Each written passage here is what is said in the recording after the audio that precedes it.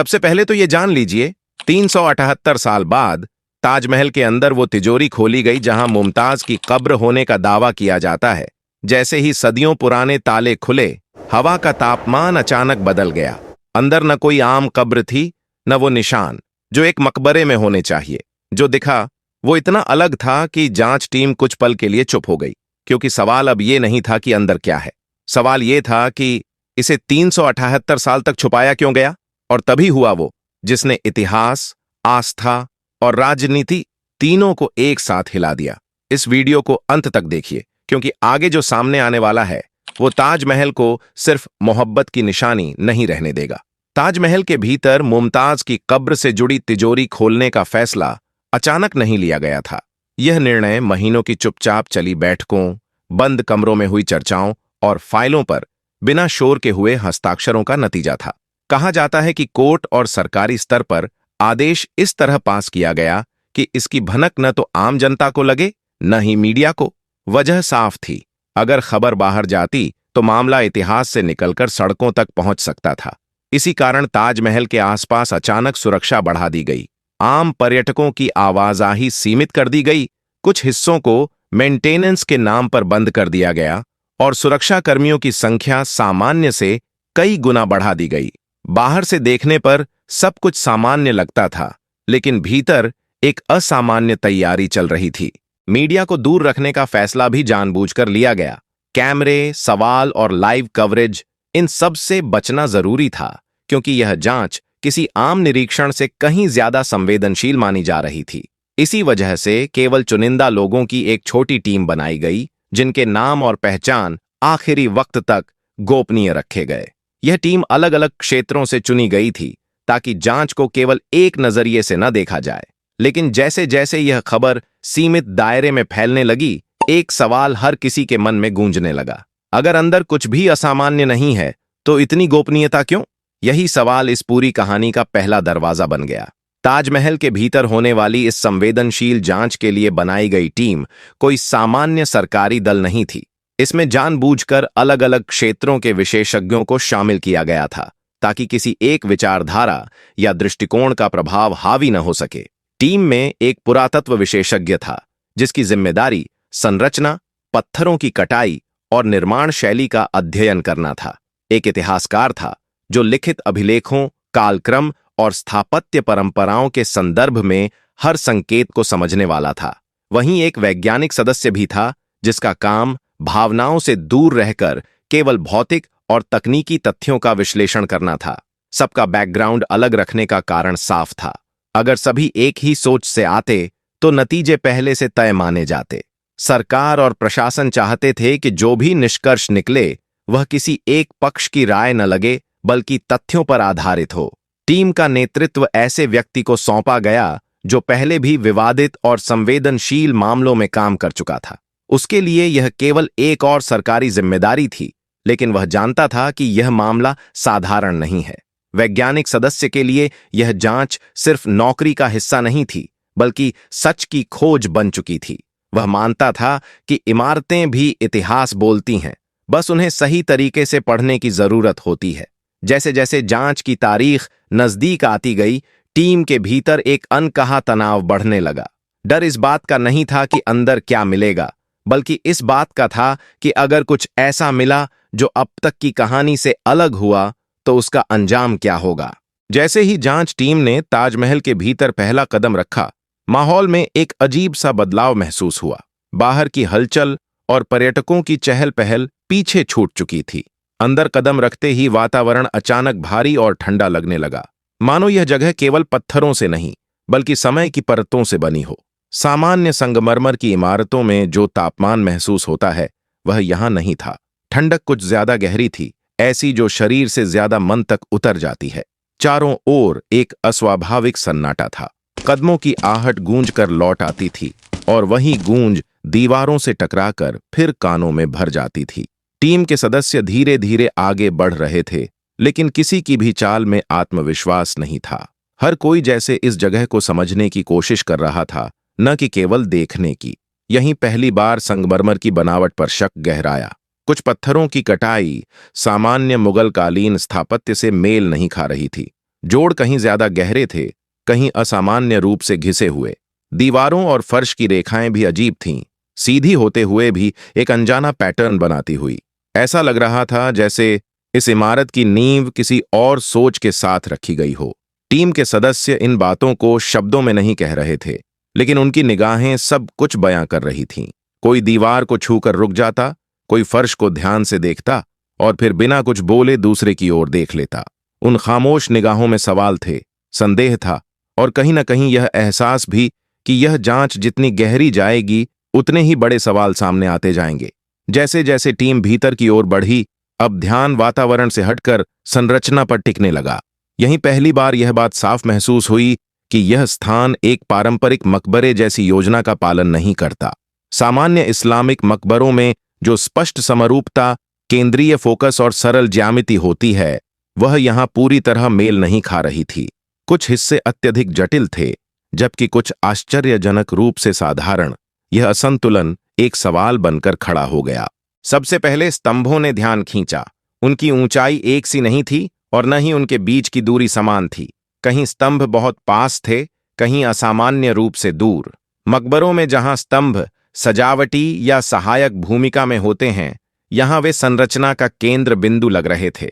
कुछ स्तंभों का आधार और अनुपात ऐसे थे जो मुगलकालीन स्थापत्य से अलग प्रतीत होते थे। टीम ने जब इन तत्वों की तुलना झात मुगल संरचनाओं से की तो कई एलिमेंट मेल नहीं खा पाए।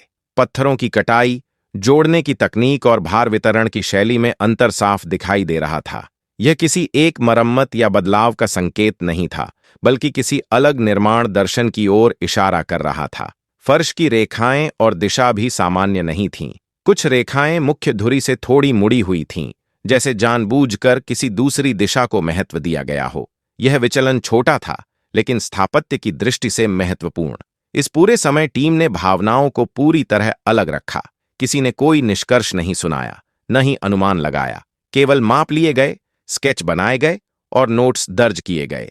तथ्य, आंकड़े और संरचनात्मक विवरण, बस यही दर्ज किया जा रहा था, क्योंकि अब यह स्पष्ट हो चुका था कि जो गड़बड़ी दिख रही है वह कल्पना नहीं, बल्कि मापी जा सकने वाली वास्तविकता है। जांच के दौरान टीम को एक ऐसा मार्ग दिखाई दिया जो मुख्य ढांचे की सामान्य दिशा से अलग जाता था। यह रास्ता न तो दर्शकों के लिए बना हुआ था और न ही किसी झात स्थापत्य योजना का हिस्सा लगता था। यह संकरा आंशिक रूप से बंद और जानबूझकर छुपाया गया प्रतीत होता था। सबसे हैरान करने वाली बात यह थी कि यह मार्ग ताजमहल की केंद्रीय संरचना से सीधे जुड़ा नहीं था, बल्कि एक अलग दिशा में मुड़ता हुआ गहराई की ओर जाता था। सामान्य तौर पर मकबरों में ऐसे गुप्त या अलग थलग मार्गों की आवश्यकता नहीं होती। मकबरे श्रद्धा और स्मरण के लिए बनाए जाते हैं, न कि सुरक्षा या आपातकालीन निकास के लिए। वहां स्पष्ट प्रवेश और निकास होता है ताकि संरचना का उद्देश्य और स्वरूप साफ दिखाई दे। ऐसे में इस तरह का मार्ग टीम के लिए स्वाभाविक नहीं लग रहा था।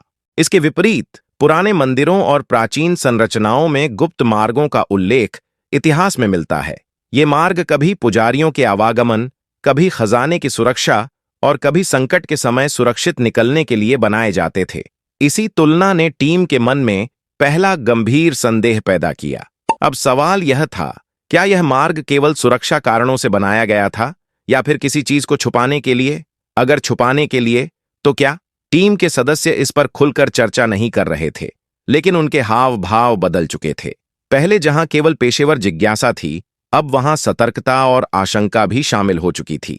हर नया कदम, हर नया निरीक्षण इस शक को और गहरा करता जा रहा था कि यह संरचना जितनी दिखाई देती है उतनी सरल शायद है ही नहीं। वह पल जिसके लिए पूरी टीम भीतर तक तैयार थी, आखिरकार आ ही गया। सदियों से बंद पड़ी मुमताज की कब्र से जुड़ी तिजोरी के सामने सभी सदस्य खामोशी से खड़े थे। लोहे के पुराने ताले पर जमी जंग और समय की परतें खुद यह बयान कर रही थीं कि इसे आखिरी बार किसने और कब छुआ होगा, यह किसी को नहीं पता। जैसे ही विशेष औजार से ताले को घुमाया गया, एक भारी सी आवाज गूंजी, मानो पत्थरों ने भी इस क्षण को महसूस कर लिया हो। ताला खुलते ही भीतर से हवा का एक ठंडा झोंका बाहर की ओर आया। उस हवा में नमी थी, लेकिन वह नमी किसी बंद कब्र जैसी नहीं लग रही थी। आमतौर पर ऐसी जगहों पर एक भारी सड़ी हुई सी गंध होती है, पर यहां वैसा कुछ नहीं था। हवा साफ थी, लगभग असामान्य रूप से स्थिर। जब भीतर की जगह खुली तो कदमों की आवाज गूंज कर लौट आई, जैसे यह कक्ष खालीपन से भरा हो। टीम के सदस्य एक एक कर भीतर झांकने लगे, लेकिन जो अनुभूति हुई वह किसी कब्र की नहीं थी। न तो वैसी संरचना दिखी, न वह प्रतीक जो दफन स्थानों में आम तौर पर होते हैं। यहां एक अजीब सा संतुलनहीन खालीपन था, जैसे यह स्थान किसी चीज के लिए बना तो गया हो, लेकिन उसके लिए नहीं जिसके बारे में अब तक माना जाता रहा। दीवारों की दूरी, छत की ऊंचाई और फर्श की बनावट, सब कुछ मिलकर एक अलग ही कहानी कह रहे थे। यह जगह न तो पूरी तरह बंद महसूस हो रही थी और न ही किसी अंतिम विश्राम स्थल जैसी। यहीं पर टीम के भीतर पहली बार एक साझा निष्कर्ष उभरा, जिसे किसी ने जोर से नहीं कहा, लेकिन सब समझ गए। यह स्थान किसी शव को रखने के लिए नहीं बनाया गया था। और इसी निष्कर्ष ने इस जांच को एक साधारण निरीक्षण से बदलकर एक बड़े सवाल में तब्दील कर दिया। जैसे ही टीम तहखानों के अंदर आगे बढ़ी, दीवारों पर उभरे हुए निशान और प्रतीक तुरंत ध्यान खींचने लगे। पत्थरों पर उकेरी गई ये आकृतियां साधारण सजावट जैसी नहीं थीं। कुछ चिन्ह कमल के फूल की तरह दिखाई दे रहे थे, कुछ सूर्य की किरणों जैसी ज्यामितीय आकृतियां थीं, और कुछ ऐसा पैटर्न था जो आधुनिक गणितीय संरचनाओं से मेल खा रहा था। टीम ने इन्हें पारंपरिक इस्लामिक मकबरों से तुलना की। सामान्य मकबरों में ज्यामितीय पैटर्न सीमित और स्पष्ट होते हैं और प्रतीक धर्म के अनुरूप होते हैं, लेकिन यहां प्रत्येक चिन्ह अलग था। कहीं आधा दिखता, कहीं गहरा उभरा हुआ, और इसकी बनावट किसी पूजा स्थल की दीवारों से मेल खाती थी। इस जगह पर एक अजीब तरह की ऊर्जा महसूस होती थी, जैसे यह केवल दफन स्थल नहीं, बल्कि किसी धार्मिक या आध्यात्मिक उद्देश्य के लिए डिजाइन की गई हो। दीवारों की बनावट और प्रतीकों की दिशा एक प्रकार की संरचित ऊर्जा का एहसास कराती थी। सबसे बड़ा सवाल यह था कि इन चिन्हों का अर्थ तय नहीं किया जा सका। इतिहासकार, पुरातत्व विशेषज्ञ और वैज्ञानिक सभी इसे समझने की कोशिश करते रहे, लेकिन कोई निष्कर्ष पर नहीं पहुंच सका। यही अस्पष्टता और रहस्य इस तहखाने को और गहरा बनाती है। टीम के लिए यह पहला संकेत था कि ताजमहल सिर्फ मकबरा नहीं, बल्कि एक संरचना है जिसमें पुराने समय के संदेश या उद्देश्य छुपे हो सकते हैं। जांच के दौरान टीम ने महसूस किया कि जो इतिहास हमें पढ़ाया गया वह वास्तविक संरचना और तहखानों में देखी गई वास्तविकता से मेल नहीं खाता। स्कूलों और किताबों में ताजमहल को शाहजहां और मुमताज की प्रेम कथा के प्रतीक के रूप में प्रस्तुत किया गया है, लेकिन जो तत्व अंदर पाए गए, गुप्त मार्ग, असामान्य स्तंभ, प्रतीक और चिन्ह, वे इस कथा को चुनौती देते हैं। इतिहास अक्सर विजेताओं के दृष्टिकोण से लिखा जाता है। सत्ता में रहने वालों ने घटनाओं को बदलकर पेश किया ताकि उनकी कहानी ही सच्चाई बन सके। ताजमहल के मामले में भी यही संदेह पैदा हुआ कि इसे केवल प्रेम की निशानी के रूप में नहीं, बल्कि राजनीतिक या सामाजिक उद्देश्य के लिए उपयोग किया गया। टीम ने यह भी सोचा कि शायद इमारत का मूल उद्देश्य समय के साथ बदल गया। क्या इसे नया नाम दिया गया? क्या पहचान और उद्देश्य बदलकर जनता के सामने प्रेम कथा प्रस्तुत की गई? यह प्रक्रिया इतिहास और कहानी के बीच एक स्पष्ट टकराव दिखाती है। जांचकर्ताओं के लिए यह टकराव मानसिक चुनौती बन गया। जो दिख रहा था वह पढ़ाई गई कहानी से अलग था। यही विरोधाभास टीम के भीतर लगातार सवाल खड़े करता रहा। क्या हम केवल पढ़ाई गई कहानी को सच्चाई मान रहे हैं, या असली इतिहास अब भी तहखानों और संरचना में छुपा हुआ है? जांच के दौरान तहखानों में पाए गए प्रतीकों और गुप्त मार्गों के बीच अचानक एक शब्द उभरता है, तेजो महालय। यह नाम टीम के लिए नया और रहस्यमय था। तेजो का अर्थ तेज, प्रकाश या ऊर्जा से जुड़ा माना जाता है, और महालय का अर्थ प्रमुख स्थल या महत्वपूर्ण स्थान। यह संकेत देता है कि यह स्थान सिर्फ दफन स्थल नहीं, बल्कि किसी विशेष शक्ति या उद्देश्य से जुड़ा था। वैज्ञानिक इसे संरचनात्मक या ज्यामितीय पैटर्न से जोड़कर देख रहे थे, जबकि इतिहासकार पुराने ग्रंथों और स्थापत्य शैली के माध्यम से अर्थ निकालने की कोशिश कर रहे थे। आम लोग इसे अफवाह या किसी गुप्त संकेत के रूप में ले रहे थे। जैसे ही यह शब्द चर्चा में आया, टीम में बड़ा मानसिक तनाव पैदा हुआ। यह नाम इतिहास, वास्तुकला और आध्यात्मिकता के बीच खड़े सवालों को उजागर करता है। तेजो महालय ने तहखानों की असली पहचान पर सवाल खड़े कर दिए और जांच की दिशा बदल दी। जांच आगे बढ़ते ही असामान्य संरचनाएं, गुप्त मार्ग और प्रतीक सामने आए और अचानक जांच को रोकने की मांग उठी। अब मामला केवल इमारत की संरचना का नहीं, बल्कि पहचान और इतिहास के पुनर्लेखन का बन गया था। टीम के भीतर मानसिक द्वंद्व बढ़ गया। एक तरफ वैज्ञानिक और पुरातत्व विशेषज्ञ निष्कर्षों की ईमानदारी के लिए संघर्ष कर रहे थे, दूसरी तरफ राजनीतिक और सामाजिक दबाव के चलते शांति बनाए रखने की जिम्मेदारी उन पर थी। सच सामने लाना एक चुनौती बन गया, क्योंकि इसके परिणाम केवल ऐतिहासिक नहीं, बल्कि सामाजिक और राजनीतिक स्तर पर भी गंभीर हो सकते थे। इस स्थिति ने टीम के हर सदस्य को सतर्क कर दिया। हर कदम पर उन्हें यह तय करना था कि वे केवल तथ्य सामने लाए या सुरक्षा और शांति के लिए कुछ निष्कर्षों को दबाए। सच बनाम शांति, यही द्वंद्व अब जांच के हर निर्णय में घुला हुआ था। जांच के अंतिम चरण में तहखानों को फिर से सील कर दिया गया, बिना कोई पूर्ण निष्कर्ष साझा किए। केवल इतना बताया गया कि कुछ असामान्य नहीं मिला। यह आधा सच छोड़ना जनता के लिए भ्रम और सवालों की आग छोड़ गया। टीम के भीतर यह निर्णय भारी था। यह स्पष्ट था कि केवल सुरक्षा या गोपनीयता के कारण तहखानों को बंद किया गया था, लेकिन जनता को इस बारे में पूरी जानकारी नहीं दी गई। आधा सच छोड़ना लोगों के मन में लगातार संशय पैदा करता रहा। सवालों की आग तेज हो गई। क्यों इतनी गोपनीयता? तहखानों में पाए गए प्रतीक और संरचना के असामान्य पहलू क्या संकेत देते हैं? क्या असली इतिहास अभी भी दबा हुआ है? चुप्पी ने डर और जिज्ञासा दोनों को बढ़ा दिया। बाहर के लोग केवल अटकलबाजियों और अफवाहों पर भरोसा करने लगे, जबकि टीम जानती थी कि असली कहानी कहीं भीतर छुपी है।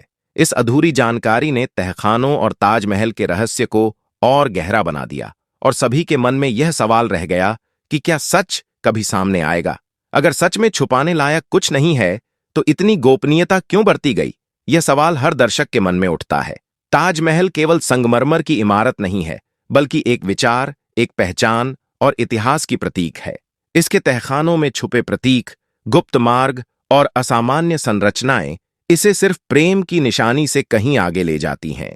भारत के अन्य रहस्यमय स्मारकों, कुतुब मीनार, ऐतिहासिक किले और प्राचीन मंदिर भी अपने भीतर कई रहस्य और अनसुलझी कहानियां समेटे हुए हैं। यह दर्शाता है कि हमारा इतिहास अभी भी जिंदा है, केवल प्रतीक्षा कर रहा है कि किसी दिन सही दृष्टि और समय के साथ सामने आए। ताजमहल की कहानी भी अधूरी रह गई है। जांच ने संकेत दिए, सवाल उठाए, लेकिन अंतिम सत्य अभी छुपा हुआ है। यही अधूरापन दर्शकों को सोचने पर मजबूर करता है। इतिहास और वर्तमान, रहस्य और वास्तविकता के बीच की दूरी कितनी बड़ी हो सकती है? अंत में यह कहानी सवाल छोड़कर समाप्त होती है, सवाल जो समय के साथ गहराएंगे और शायद एक दिन अपने उत्तर खुद सामने रखेंगे। अगर आपको यह वीडियो जानकारीपूर्ण, सस्पेंस से भरा और सोचने पर मजबूर करने वाला लगा हो, तो इसे लाइक जरूर करें, ज्यादा से ज्यादा शेयर करें, ताकि ये अनसुने फैक्ट्स और लोगों तक पहुंच सकें। और ऐसे ही रहस्यमयी देशों, अनजाने सच और चौंकाने वाले फैक्ट्स देखने के लिए हमारे चैनल को सब्सक्राइब करना बिल्कुल न भूलें। साथ ही बेल आइकॉन दबाएं ताकि अगला वीडियो आप तक सबसे पहले पहुंचे। जय हिंद।